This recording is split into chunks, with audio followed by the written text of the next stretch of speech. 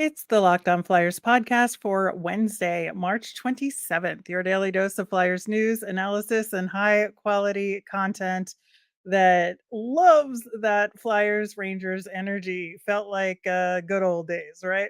It did. It did. Until overtime. Your Locked On Flyers, your daily podcast on the Philadelphia Flyers. Part of the Locked On Podcast Network. Your team every day.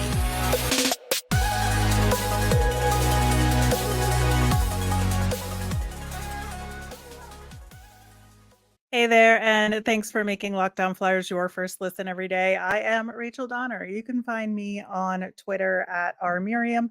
I'm here as always with Russ Cohen, who's on all your favorite social media apps at Sportsology. We are at Locked On Flyers on Twitter, Instagram, Threads, and Blue Sky. Today's episode is brought to you by FanDuel. Make every moment more. Right now, new customers get $200 in bonus bets with any winning $5 bet. That's $200 if your bet wins. Visit fanduel.com/locked on to get started. You can find our show over on YouTube or on the SiriusXM app or anywhere you listen to podcasts. Subscribe to get our latest episode as soon as it's available here on the Locked On Podcast Network, your team every day. We are going to dig into that Rangers game, the back and forth. So exciting. So exciting. Crazy. It was crazy. It was helter-skelter. Yeah, absolutely. Real quickly, though, we did talk about Alexei Kolosov on yesterday's show, and we saw that Dynamo Minsk posted an official goodbye, and they did a tribute video. It was very lovely, actually. Yeah. So I think the point being that we're still exactly where we were yesterday. Yeah. That we still don't know when any visa issues are going to be taken care of. So we just got to wait it out and see what the Flyers say. That's it. He still has to get out of Russia. He still has to get here and get settled. He has to start practicing with a team. Time's running out.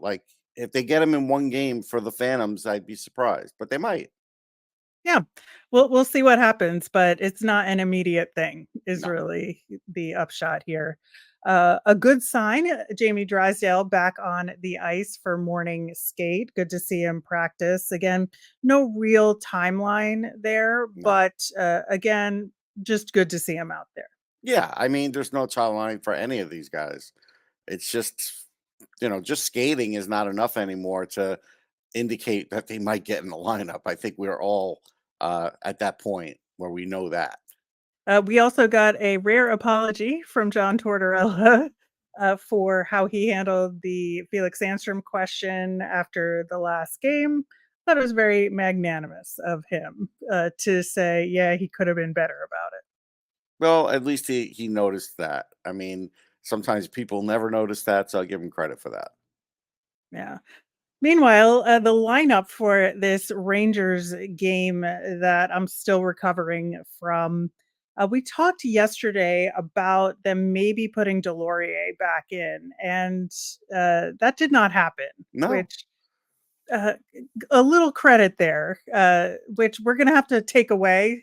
It's going to get taken away quickly, but yes, there is some credit there, and I think they played better as a result and didn't get into the junk. Although Hathaway could have really ruined things at the end running into Shesterkin.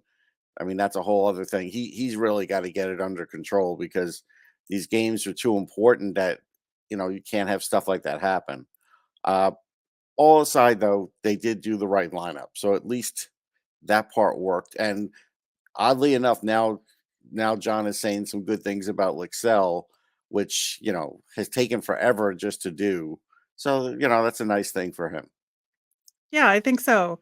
I also think that, on the flip side, we have to talk about the lineup he put out there for the overtime because it's just stupid. It makes no sense. It shows that that they're callous on the bench and they just look at these guys and say, this is what we want. They didn't even look at their own player to notice he was hurt, and he was hurting in that shift. But I still don't even know why Noah Cates was there. That is the most baffling part of it. And I love Noah Cates, but Yeah, this but was it's just not the time or the place. oh, you know what you're going up against. You know the speed that the Rangers have and everything else. Cates isn't a super fast guy. You could have put Tippett. You could have put something that could have caused a little more trouble. The minute I saw that lineup, I knew that was going to be another quick overtime. And look, we'll get into the whole gauntlet thing, but there's a reason they call these loser points. They don't sting that bad the day you get them, right? But they sting bad if you come up Yeah. short. Yeah. That's what Uh, happens. yeah. And like looking at it, I was trying to figure out why. Why did they put Paling and Cates out there with Sanheim Next again, shift up. who I guess it was the next guys up. That's it. yeah, well, but so I was looking at the face off because I was like, maybe they want to get possession right away. And that's why they put Paling out there because he took the most face offs in the game overall. But Morgan Frost's percentage was higher.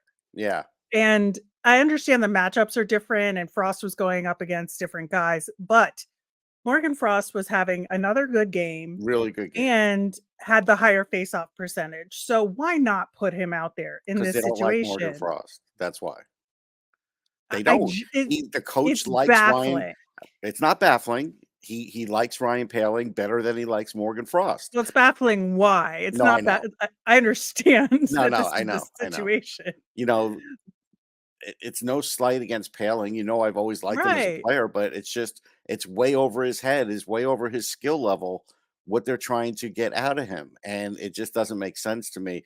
We talked about, guys that might come out of their funks like Zibanejad, and yes, that happened. And these are the matchups. Like and that's why I Mhm. say, the gauntlet now is overrated because I think the real gauntlet is the Flyers just surviving the next 9 games because they have too many guys banged up. They have so many guys that are just walking injured, and there's not going to be a break for them.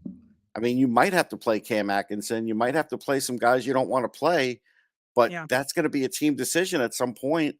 How far are you going to run these guys into the ground? I mean, Konechny was having a really good game until he got hurt, and Yep. Paling was having a good game till he got hurt. And these guys are getting hurt every game now.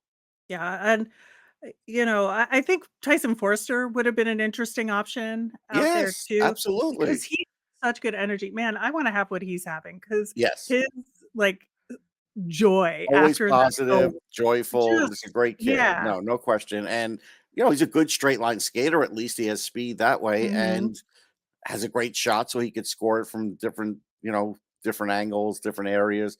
Yeah, there's like 3 or 4 different choices that could have been made, but they weren't made. And you don't want to say with 9 games to go that was a critical thing and it could cost them the season, but it really could. Like it comes down to that. You know that Washington is chasing you. Washington was already in the spot for like 5 minutes ahead of the Flyers. Detroit's not dead. This thing's not over. It's going to come down to the nitty gritty, and the Flyers are still going to have to play. Everybody's going to talk about the easy schedule, but the problem is they still going to have to play the Rangers and the Capitals again. Yep.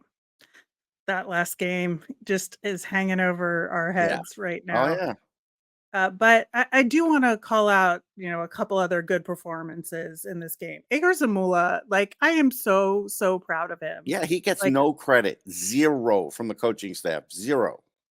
yeah, his confidence is so high. And you saw him step up and take that shot. I Yeah, believe it was like early in the third period, I want to say. yeah, But he's just gaining so much confidence. he The fact is. that he's willing to Now that he's getting to real ice do that. time. Yeah, Yeah. Yeah. And, I think that was really good. And it was a tough, tough third period oh, yeah. for everybody involved on both teams. But I think that It was worse for Atherton the did Flyers because they ran out of gas at the beginning of right. it, and that was noticeable, and then they got it back, but that was what Yeah, really lost them the lead and the potential 2 points in this game. right, right. But I think Atherton and Jennings, held their own, They which did. was something we talked about in terms Yes. of, this was going to be an important test for them.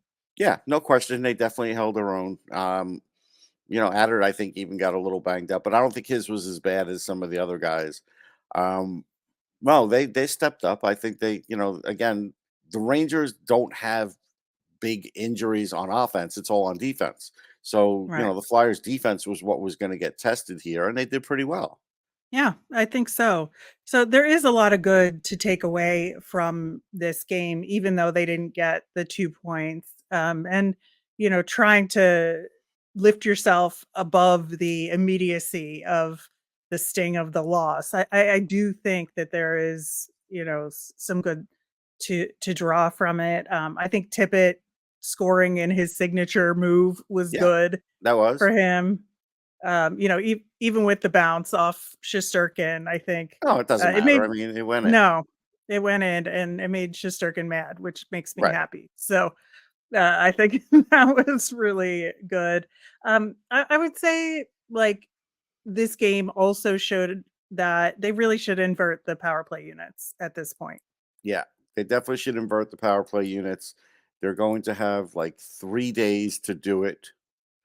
Uh, do it. Change some things. This game in Montreal is a trap game because St. Louis was gone for a little while. Now he's back. They're not going to just give the Flyers a game when it's a home game, especially. So that Right. is not going to be an easy game. Everybody's going to say, "Oh, well, look, they're a bad team." Listen, it's a Montreal Canadiens home game, and you better treat it as such. Absolutely. Well, we've mentioned the Gauntlet a couple of times so far, and now that it's over to a large extent, the playoff race continues and it doesn't let up from here. But the rough portion of the schedule is now over. So we're going to take a look at it. Where are the Flyers now? And where do we go from here? We'll do that coming up next. Passion, drive, and patience, what brings home the winning trophy, is also what keeps your ride or die alive. eBay Motors has everything you need to maintain your vehicle and level it up to peak performance, from superchargers to roof racks, exhaust kits, LED headlights, and more. Whether you're into speed, power, or style, eBay Motors has got you covered. With over 122 million parts for your number one ride or die, you'll always find exactly what you're looking for. And with their eBay Guaranteed Fit, your part is guaranteed to fit your ride every time or your money back. Because with eBay Motors, you're burning rubber, not cash. With all the parts you need at the prices you want, it's easy to turn your car into an MVP and bring home that win. Keep your ride or die alive at ebaymotors.com. Eligible items only, exclusions apply. eBay Guaranteed Fit only available to U.S. customers. As you know, Locked On has launched the first ever national sports 24/7 streaming channel, Locked On Sports Today. We've got everything from the new baseball season and more, so you can find it on YouTube, the Locked On Sports Today podcast, and it's also on the free Amazon Fire TV channels app. So this gauntlet, 10 games. I'm calling it 10 games, even with the Sharks game Okay. included, because we had the Lightning and the Panthers before that. So that's a 10 game period with like really only one down game in the middle there. They got 10 points in those 10 games, which i- considering everything around the playoff race seems like not ideal. But if you look at the trade deadline and what the strategy the Flyers decided to go with in terms of sticking to the plan, with them calling up and out of necessity, of course, but playing the younger guys, you have to think there's a lot of good to come out of this too. I mean, I think there's a little good, but we're just talking straight playoffs. What it means, it Right. wasn't good enough. Like I No, think that there is was some true. good. I think there was some good in development, yes, Yeah. but it's just Yeah. the results not good enough. Like I said, it's just I don't think it matters who they play anymore. But I think what you have to figure out now is, and this is you have 3 days, right? You have to evaluate what kind of shape these guys are in, and if someone needs to rest, you rest them now before these other games start coming up quickly on you. So if somebody needs 4 days off, then you give them 4 days off. You know what I mean? You can't mess around with this anymore. That's my whole thing, and I don't think they look closely at enough at that. I'm sorry. I think just just the idea of paling. I mean, I hate to say it again into this next segment, but it's like don't you go over and ask him how you doing? It's before you put the guy on the ice. Somebody had to have seen he was hurting on the ice before the overtime Yeah. ever started. Somebody had to have seen that. Well, and of course, he's not gonna speak up and say, "No, coach, don't No, put me out there," because that's not on him. no, it's not on him.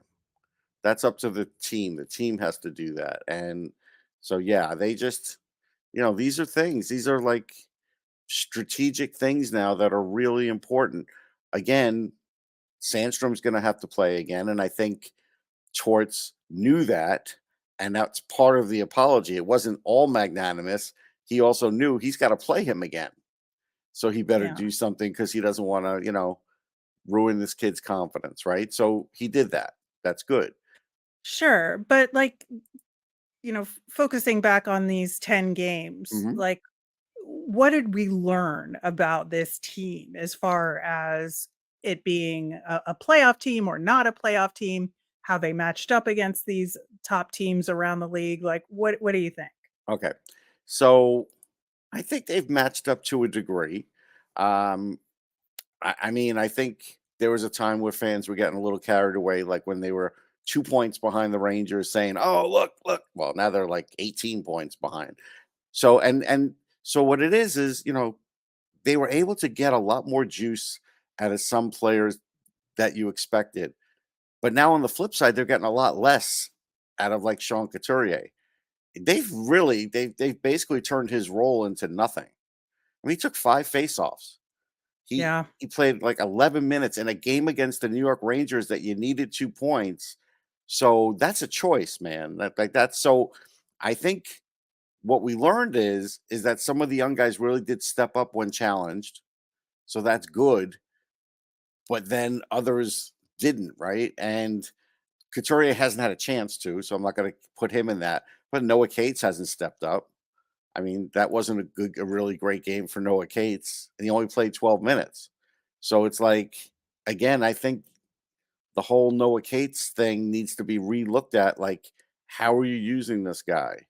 And so it's a mixed bag. It really is a mixed bag. You know, when you get someone like Eric Johnson, you get the good and the bad now, Yeah. and you have to limit the bad, and it's hard to do that. But that's kind of like where they're at, right? So it's a very complicated thing. We're never going to be able to fully say it in this one segment because there's just too many variables here that haven't been figured out.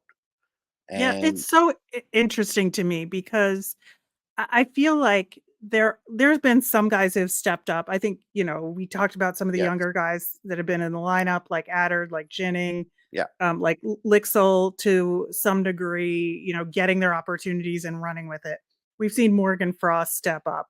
We see Travis Konechny doing absolutely everything in his power to get this team to win. I think Scott yes. Lawton has had a decent run of games, right? Yeah, I mean, he's But doing as much as Scott Lawton can do. Like, there's a right. limit.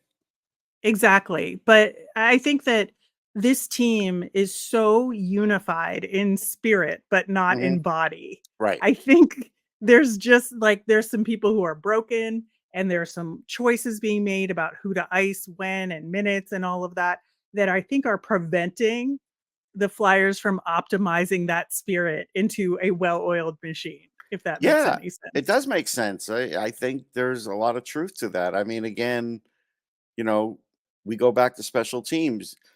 If we want to, one day, if you feel like doing a stat, figure out how many games they lost because their power play was ineffective. And today they got a Yeah, power play goal, but it's still but they one for gave up a three. shorty too, But they gave up a so shorthanded, so it kind of wipes it out. Yeah. So yeah. that's the thing. It's like you look at that, and all those things matter long term. And if they were able to come up with a short term solution for the power play, like we're talking about, it could really help things. But they just seem so lost. Not the players, the coaches. Rocky just seems so lost in this that I'm not sure there's a way out for him. Yeah, I think that's really what this stretch of games like said to me is that, man, this team is so mentally ready for this and this playoff race, and they've got the energy and they've got the drive, they've got the focus to a large degree.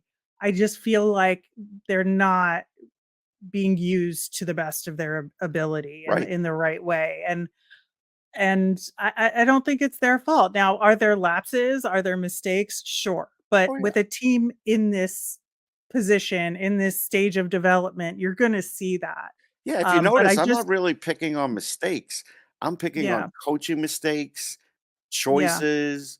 Yeah, I mean, because I understand they're a developing team, so I'm not going to get on Urson for not having his best game tonight. Neither did Shisterkin. It's the way it goes sometimes. But yeah, yeah. I'm with you. I just think uh, there's a better way to maximize all this, and they haven't figured it out. Yeah, and I think that's the biggest thing And that people are I've going to learned. argue with us. Like they're going to be like, well, wait, they're overplaying anything you thought they were going to be. And all of that's true. Yeah, But thrilled, absolutely thrilled. it doesn't matter. Like that part is a discussion for another day. The discussion for today is how do you get in the playoffs? And that's where the trouble is. Right, and that when that's the goal, Yeah. right? I understand management has their goal, but that Right. is John Tortorella's goal. Right. And if that's your goal and you're not optimizing the team and the lineup and the matchup choices to make it happen, then that's on you. And Right. I think that Tortorella's done a lot of good, and I think that, the spirit side of things that I was talking about, he's responsible for a good part of that because Sure. he shaped it and then let the guys run with it, and I think that's spot on. But I think now when we're down to some X's and O's, there's something lacking here. Yeah. And there is. There's no question. All right. Well, we're going to continue this discussion. Of course, we have the Montreal game coming up on Thursday. We've got the Blackhawks game later in the week, but we also have some of your mailbag questions, and there are some doozies. So we are going to get to those coming up next. Say goodbye to busted brackets because FanDuel lets you bet on every game of the tourney. Whether you're betting on a big upset or a number one seed, it's time to go dancing on America's number one sportsbook. Right now, new customers get $200 in bonus bets if your first $5 bet wins. That's $200 to use on point spreads, money lines. You can even pick who's going to win it all. Again, you got to go with Caitlin Clark in Iowa. I mean, right now, she is the story for the entire tournament, men's or women's. It's amazing. Ride that wave. Just visit fanduel.com/lockedon and bet on college hoops until they cut down the nets. All right. We're starting off with a great question from Brandon. If and when Nick Seeler is ready to come back, who do you think comes out of the lineup? Or will we be back to that dreadful 11-7?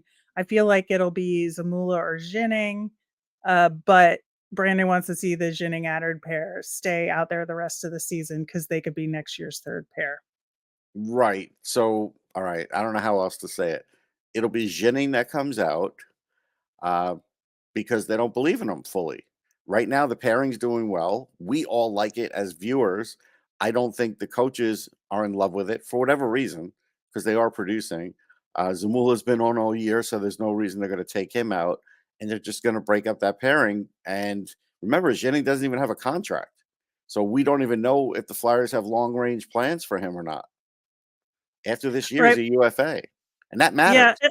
It matters. And it absolutely does. And the thing about Zamula that I find so fascinating is that they were forced into this situation Yes. because of the waivers situation with Zamula, right? They couldn't put him through waivers because they knew Right. somebody would take him. So they were forced into giving him a chance at the Flyers level all season long.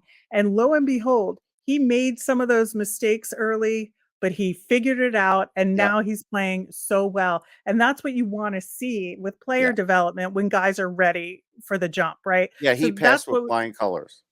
absolutely. And that's player development like to a T, right? Right. Yeah. And and so there's a blueprint for it on this team. But they seem to not want to do that with other guys when they Right. have an example in front of their faces of it working. Right. So I will be curious to see what happens with Addard Yeah. and Jennings because I think this is could be another example of what happened with Zamula by accident in a lot of ways. Yep. So this user, I'm not sure how to pronounce this, but it's at Mr. Niles 3283. Just was curious about Ivan Fedotov. Like, is anything going to happen there? No, I think he's like 27 going on 28 now. There may be a day where they allow him out of Russia. I don't think the Flyers have any more interest. I think it's just one of those things where it was a moment they needed him then. Had he come over here, maybe he could have proved something. Now it's going to be like 2 years, 3 years later before any of it maybe occurs. And it's a bygone thing now. It's a shame, but that's what happens. Yeah, and he still has, I think, one more year left on his KHL So contract there you at go. Yeah. minimum. So, I just think that ship has sailed, and with Kolosov potentially coming over, I think Right. that kind of replaces that need. Yep. Chris Berry, our friend, wants to know what vets will drop off this summer and who should replace them from the Phantoms. I'd hate to see more vets added when we need to bring the kids up. Plus, this might create a cap friendly situation. Well, I'm thinking Samolik. We haven't seen anything from him. He's going to No. drop off. Uh, who else is going to drop off? You know, I I don't want to say this right now because I think it would be a mistake, but I think Felix Sandstrom is going to drop off. And I think it's Cal Peterson's contract that's going to force that, Yep. because I think there's going to be a team in the league that says, we'll give you a chance, Felix. We'll give you some playing time. And I don't think the Flyers are going to be able to pay a better salary for him. And I think he's going to go. So I think those two. I would hate to see Marody go, but I could see it happening. I'll say those three. Yeah. Well, and of course, like Johnson, they're not going to re-sign No, that's him. true. Yeah. Well, Johnson's going to Um, retire. I mean, but that's obvious. Stahl won't be back. right. You know, Right. I think that's obvious too. Dennis Gurianov, He won't be don't back. think he'll be back either. That's true. I've already forgotten about him because he got his 2 day, I know. his 2 game, tryout and he failed. So No, he's just sitting in the press box. So yeah, yeah, and I just think that hopefully Jennings and Adard get a shot with the Flyers and they re-sign Jennings. yeah, Adard, I think, has one more year left on his. and they have to re-sign Zamula. Yep, yep, they have to do that too. So I'm hoping they go toward the future with all of that. Instead of But getting more vets to fill in on defense. Yeah, I'm with you. yeah, yeah. But I'm betting there'll be at least one on defense, Yeah. one vet, just because it's always the case. Another question on prospects and our draft eligible prospect coverage from at Biggie Boodle on YouTube. Love saying these names. Just asked about the spreadsheet and where that is. Link in the show notes. And I put it in there most days, but it's a great resource for all of the coverage. And they had a couple of good questions. So, number one, as much as I like Konechny, I think he's the best chance of getting a 1C in a trade. Do you have to put the emotions away and get it done? Yeah, I don't disagree. If they could get that, they have to do it. I agree. Only because the way he plays, I don't think he's going to be able to play 7 more years in this league. And he's going to ask for that. And so I'm in agreement. And then the prospect related question, if Sanheim, Drysdale, and Bonk are the right defensemen of the future, we now have a need at lefty and size at D with only York, in my opinion. Andre would be a third pairing D who's under 6 feet. We won't be getting Dickinson or Silyev in No. the draft, but what do you think of Jesse Pulkkinen with the Panthers pick? If he's there, great. But like I have him ranked higher than most because he's 6'7" and he's got offense. I just was looking at him again today because spoiler alert, my new list will be coming out this morning. So yeah, I think if he's there, you have to jump at that. You wouldn't even question it. Right. Yeah, I've seen him ranked like late first round all the way down to like mid late second round, Yeah, I don't think he's gonna be which is around then. weird. Yeah, I don't think so It's not either. weird. You know what it is? He's not getting seen a lot. He had a really good World Juniors. He's having a decent regular season here overseas, but the problem is he's not flashy. He's 6'7". It's easy to find things wrong with a 6'7" guy now because, as we always talk about, there's so many moving parts. But there's enough good things there that I'm on board because I see what he can do offensively.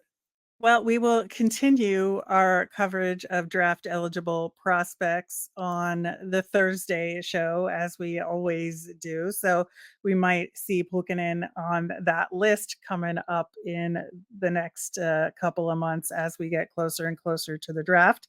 That will do it for today's show. Thanks so much for listening. As a reminder, we always want to hear from you. So if you've got questions you want us to answer in the mailbag, you can send them in via Twitter at Locked On Flyers. You can email us at lockedonflyers@gmail or comment over on YouTube. I'm Rachel. I'm on Twitter at rmiriam. That's RMIRIAM. I'm Russ. I'm at Sportsology, SPORTSOLOGY. Have a great day, everyone.